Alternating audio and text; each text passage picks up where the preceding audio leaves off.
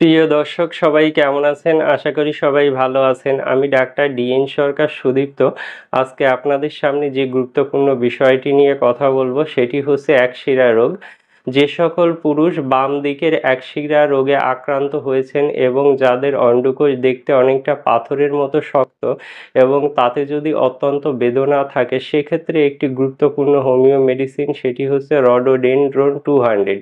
এই একটি মাত্র মেডিসিন যদি আপনি অরিজিনাল জার্মানি কোম্পানির মেডিসিন কিনে সেবন করতে পারেন সেক্ষেত্রে খুব দ্রুততম সময়ে এই একশিরা রোগ নিরাময় হবে। তো দর্শক আর দেরি না করে নিকটস্থ হোমিও ফার্মেসি থেকে এই রডোডেনড্রন 200 মেডিসিনটি কিনে সেবন করুন।